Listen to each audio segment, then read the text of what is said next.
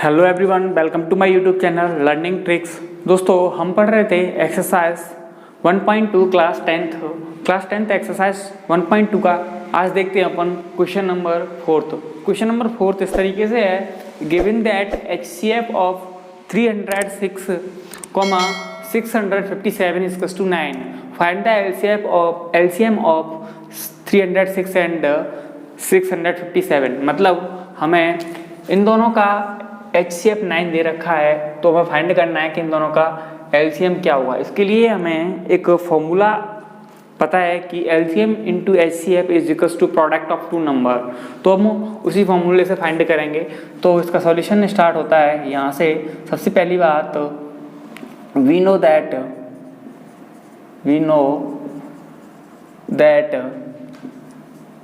LCM into HCF is equals to product of two number।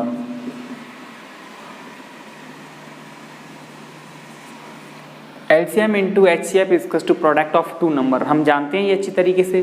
तो हमें जब LCM पता है, LCM इन दोनों का कितना है, LCM इंटू HCF, LCM नहीं पता, हमें HCF फाइंड करना है, सॉरी LCM हमें फाइंड करना है। तो LCM की जगह पर मैं LCM लिख देता हूँ, और HCF तो हमें पता है कितना है 9, into product of two number. Product of two number कौन कौन से हमारे 306 इंटू 657, इन दोनों का ही तो हमें फाइंड करना है। अपॉन में आएगा, देखिए अब यहाँ से हमें LCM फाइंड करना है, तो अपॉन में चला जाएगा 9 अगर किसी के मल्टीप्लाई में है तो कहाँ जाएगा, अपॉन में जाएगा, यानी कि 306 मल्टीप्लाई 657 अपॉन में चला जाएगा 9 अपॉन में चला जाएगा। अब यहाँ देखेंगे कि 9 से ये कट रहा है, डायरेक्टली 9 से ये कट रहा है, 9 से कट रहा है ना, ऐड करके देखेंगे इसके डिजिट्स को, तो 3 और 6 9 हो रहे हैं, तो 9 से कट रहा है, 9 से इसको काटेंगे तो 9 3 जा 27, हमारे पास रिमाइंडर बच गया 3, और 9 4 जा 34, 9 4 जा 36 होते हैं, तो यहाँ पे ये कितना आ गया 34 आ गया। ओके गाइस, इनका अपन मल्टीप्लाई करेंगे। जब हम 34 का मल्टीप्लाई 657 से करेंगे तो हमारे पास जो आंसर आएगा वो आएगा 22338। ओके, तो आंसर आएगा 22,338।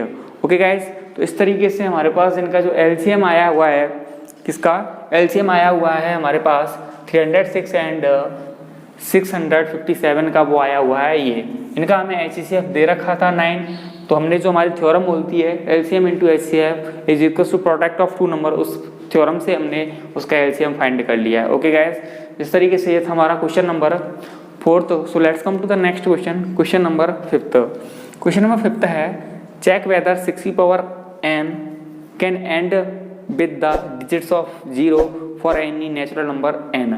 मतलब ये कि हमें चेक करना है 6n, अगर हम 6n लें, कोई भी 6n का मतलब है नेचुरल नंबर, 6 हम कोई भी लें, तो क्या जब उसको अपन सॉल्व करेंगे तो उसके एंड में 0 आएगा। तो गाइस, आपको पता होना चाहिए कि मैंने आपको अच्छे तरीके से बताया था कि अगर कोई बेस, किसी बेस में 2 हो या 5 हो, या किसी बेस के जो फैक्टर हैं, बेस के जो फैक्टर हैं वो 2n या 5n के रूप में होंगे, तो उसके एंड में 0 अवश्य आएगा, यानी कि उसके एंड में 0 जरूर आता है अगर उसके फैक्टर या तो 2n में हो, या 2 या फिर 5n में हो, या 2n इंटू 5n के रूप में हो, तो उसके एंड में 0 जरूर आता है, और इसके अलावा 0 नहीं आता। ये आपको अच्छी तरीके से पता होना चाहिए। ओके ना, तो सबसे पहले हम जानते हैं, वी नो दैट, इसका सॉल्यूशन स्टार्ट होता है, we know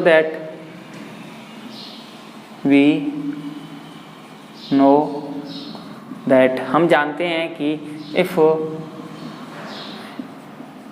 and with 0 with the digits 0, then its base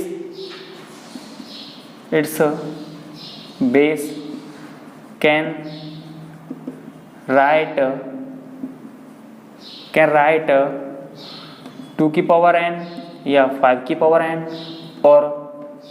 और 2 into 5 की होल पावर, n के रूप में होते हैं। मतलब अगर कोई बेस हमारा 2 की पावर n या 5 की पावर n और 2 × 5 की पावर होल n के रूप में होगा तो उसके एंड में 0 होगा। बट हम यहाँ से क्या करते हैं, हम 6 के प्राइम फैक्टर निकालते हैं। तो प्राइम फैक्टर ऑफ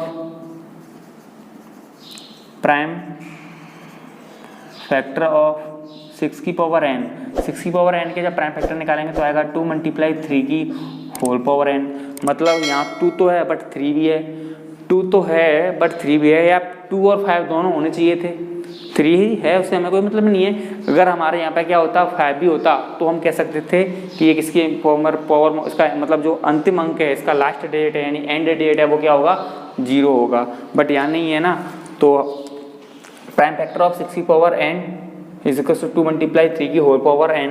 सो हम कह सकते हैं कि 6 की power n is not and with 0। Okay, हमें यही फाइंड करना था गाइज। आपको इसी तरीके से किसी भी क्वेश्चन को अपन सॉल्व कर सकते हैं। अगर उसमें एंड विद 0 पूछेगा तो अगर एंड विद 0 पूछ रहा है तो अगर उसमें जो मतलब कि जो भी बेस है उसके प्राइम फैक्टर करें और उस बेस के प्राइम फैक्टर 2 × 5 की पावर में आते हैं, 2 की पावर n या 5 की पावर n के रूप में आते हैं, या फिर 2 × 5 में आए तो उसके एंड में 0 होगा। अगर बाय द बेस के अलावा कोई भी प्राइम फैक्टर आ रहा है तो वो 2 की पावर n के रूप में नहीं होगा। ओके गाइस, तो ये था हमारा question number 5th। So let's come to the question number 6th। तो गाइस क्वेश्चन नंबर जो हमारा 6th है वो है explain why 7 × 11 × 13 + 13 and 7 × 6 × 5 × 4 × 3 × 2 × 1 + 5 are composite number. मतलब हमें ये एक्सप्लेन करना है कि ये जो नंबर है ये वाला और ये जो नंबर हैं वो कंपोजिट नंबर हैं तो कैसे। ओके ना, तो ये दो क्वेश्चन है। पहला वाला जो क्वेश्चन सॉल्व करते हैं, पहला जो क्वेश्चन वो है ये है 7 × 11 × 13 + 13। यहाँ से देखेंगे कि इन दोनों में से एक पोर्शन तो ये है और एक पोर्शन ये, इन दोनों में से 13 कॉमन आ रहा है तो मैं 13 कॉमन निकाल लेता हूँ। 13 कॉमन निकालूंगा तो यहाँ रह जाएगा 7 × 11 + 1। यहाँ से देख लीजिए मैंने 13 बाहर निकाल लिया है तो यहाँ 1 रह जाएगा, 1 का मतलब कोई नहीं रहता। और यहाँ 13 मैंने निकाल लिया 1, बट यहाँ प्लस साइन है तो यहाँ लिखना पड़ेगा 1। ओके ना, आगे हम इसको सॉल्व करते हैं। तो 13 मल्टीप्लाई, यहाँ से इसको सॉल्व करेंगे तो ये कितना हो जाएगा, 11 का मल्टीप्लाई करूँगा जब मैं 7 से तो ये हो जाएगा 77 + 1 और सॉल्व करेंगे तो 13 × ये हो जाएगा 78 और इसको हम लिख सकते हैं 13 × 6।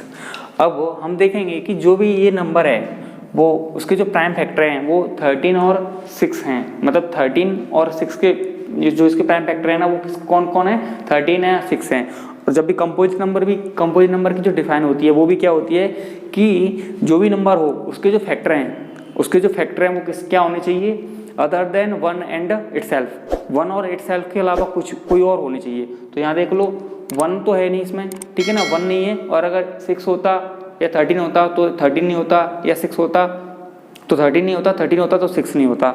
यहाँ से हम कह सकते हैं कि फैक्टर्स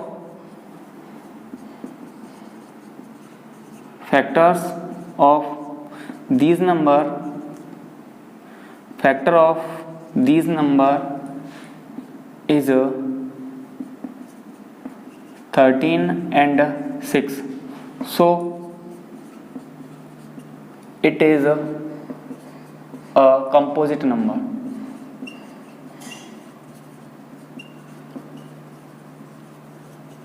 कंपोजिट नंबर्स। ओके, तो मतलब जो प्राइम फैक्टर इसके जो फैक्टर हैं वो 13 और 6 हैं, इसीलिए ये क्या है, कंपोजिट नंबर है। अगर इसके जो फैक्टर हैं वो क्या होते, या तो ये होते 1 × 6 तो, या फिर 1 × 13 तो ये कंपोजिट नंबर नहीं होता। क्योंकि जो हमारा प्राइम नंबर होता है उसकी डिफाइन ये होती है कि जो भी प्राइम नंबर होता है उसके जो प्राइम फैक्टर हैं वो 1 और इटसेल्फ के रूप में होते हैं। ओके ना, ओके। और जब भी कंपोजिट नंबर होता है उसकी डिफाइन ये होती है कि उसके जो फैक्टर हैं वो 1 और इटसेल्फ के अलावा कोई भी हो सकते हैं, है ना। 1 और इटसेल्फ तो होगा, उसके अलावा भी होनी चाहिए, other than 1 and itself. Okay, तो ऐसे ही इसका जो सेकंड है वो सॉल्व करते हैं। वो ये है 7 × 6 × 5 × 4 × 3 × 2 × 1 + 5। तो यहाँ से देखेंगे 5 कॉमन आ रहा है तो 5 निकाल लेता हूँ। यहाँ रह जाएगा 7 × 6 multiply 4 multiply 3 multiply 2 multiply 1 plus 1। Okay, अब इसको हम सॉल्व करते हैं 5। ओके, ये 5 और इसको सॉल्व करेंगे यहाँ पे तो ये हो जाएगा, इसको मल्टीप्लाई करके आएगा हमारा 1008 प्लस 1, 1008 प्लस 1। इसका मल्टीप्लाई करेंगे तो आगे इसका सॉल्व कर लेते हैं। 5 मल्टीप्लाई इसको ऐड करेंगे तो 1009 हो जाएगा ये। अब इसके भी जो देखेंगे प्राइम फैक्टर हैं, इसको 1009 को तोड़ नहीं सकते, 1009 को हम आगे नहीं तोड़ सकते हैं, ठीक है ना। जैसे कि हमने इसको 78 को लिख दिया था 13 मल्टीप्लाई 6, इस तरीके से इसको नहीं तोड़ सकते क्योंकि ये प्राइम फैक्टर है, प्राइम नंबर है। ओके ना, तो यहाँ पे भी हम लिखेंगे कि factors of these number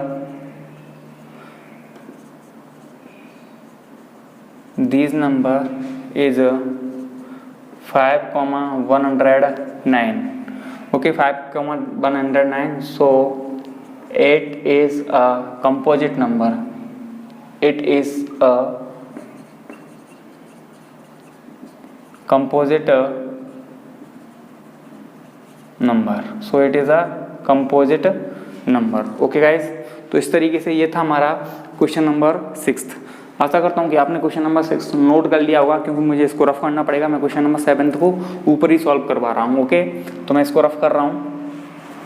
question number 7 exercise 1.2 का आखिरी क्वेश्चन है गाइज, और इसके बाद हम एक्सरसाइज 1.3 स्टार्ट करेंगे। दोस्तों, आप घर पे पढ़ते रहिए, क्योंकि हो सकता है कि स्कूल में भी जुलाई अगस्त में खुलने की संभावना है, तो ऑफलाइन क्लासेस तो जब से स्टार्ट होंगी। ओके, तो घर पे आप पढ़ते रहिए, क्योंकि ऑनलाइन का फ़ायदा सबसे अच्छे तरीके से ऑनलाइन का फ़ायदा उठाएं, अच्छी तरीके से घर पर पढ़ें और अपने दोस्तों के साथ शेयर ज़रूर करें, जिससे कि आपके दोस्त भी इसका अच्छे तरीके से फ़ायदा उठा सकें। ओके ना, तो सबसे पहले देखते हैं क्वेश्चन नंबर 7 है, वो है देयर इज़ अ सर्कुलर पथ। एक सर्कुलर पथ है अराउंड अ स्पोर्ट्स फील्ड। एक स्पोर्ट्स फील्ड है, जिस खेल का मैदान है, उसमें एक सर्कुलर पथ है। Sonia take 18 minutes to drive one round of the field while Ravi takes 12 minutes for the same. Suppose they both start at the same point. दोनों ने स्टार्ट एक सेम पॉइंट से स्टार्ट किया at the same time and go in the same direction, और उन्होंने same time, same जगह और same direction से स्टार्ट किया, ठीक है ना। After how many minutes they meet again at the same point. मतलब हमें ये निकालना है कि सोनिया ने और रवि ने एक दौड़ स्टार्ट की, ठीक है ना। एक सर्कुलर पथ है, एक पॉइंट से स्टार्ट की, सेम डायरेक्शन में की। तो बताओ, जबकि पता है कि हमें सोनिया को कितना टाइम लग रहा है, 18 मिनट लग रहा है, और रवि को कितना लग रहा है, 12 मिनट लगा रहा है। तो बताओ कि वो कितने टाइम बाद सेम पॉइंट पे मिलेंगे, कितने समय बाद वो सेम पॉइंट पे मिलेंगे। तो सिंपल सही बात है कि ऐसे क्वेश्चन में जब भी कोई भी इस तरीके का क्वेश्चन आता है तो आप उनका एलसीएम फाइंड करोगे, ठीक है ना। एलसीएम फाइंड कर दोगे, कोई दिक्कत नहीं है। तो सबसे पहले लिखेंगे सोनिया टेक 18 मिनट्स। सोनिया को कितना लग रहा है, 18 मिनट्स टाइम लग रहा है, ओके ना। एंड रवि को कितना टाइम लग रहा है, रवि टेक 12 मिनट्स, ठीक है ना। रवि को कितना लग रहा है, 12 मिनट्स लग रहा है। So to meet again as a same point to find LCM of 18 and 12। तो गाइज, अगर हमें फाइंड करना है कि सोनिया और रवि सेम पॉइंट पर कितने टाइम बाद मिलेंगे, मतलब कितने समय बाद वो किसी एक पॉइंट पर यानी सेम पॉइंट पर मिलेंगे, तो उसके लिए हमें क्या फाइंड करना पड़ेगा, 12 का और 18 का एलसीएम फाइंड करना है, ओके ना। तो एलसीएम फाइंड कर लेंगे इनका, ये वाले तरीके से भी फाइंड कर सकते हो आप, और नहीं तो आप ये वाला तरीका भी यूज़ कर सकते हो। 18 के प्राइम फैक्टर कर लीजिए, तो 18 का प्राइम फैक्टर 2 मल्टीप्लाई 3 यानी कि इसको हम ले सकते हैं 2 मल्टीप्लाई 3 की पावर 2। ऐसे ही अपन 12 के, तो 2 मल्टीप्लाई 2 मल्टीप्लाई 3, यानी इसको हम लिख सकते हैं 2 की पावर 2 मल्टीप्लाई बाय 3। तो LCM of 18,12 is equals to 2 की पावर 2 एंड 3 की पावर 2। 2 की पावर 2 का मतलब हो जाएगा 4 और 3 की पावर 2 का मतलब हो जाएगा 9, यानी कि 13 मिनट्स। यानी कि सोनिया और रवि दोनों कितने टाइम बाद मिलेंगे? 36 मिनट बाद। 36 मिनट बाद सोनिया और रवि फिर से उसी पॉइंट पे मिलेंगे। तो गैस ये था हमारा क्वेश्चन नंबर 7। ओके गैस, अगर आपको वीडियो पसंद आया हो तो प्लीज़ लाइक करें और कमेंट करके ज़रूर बताएं। Thank you.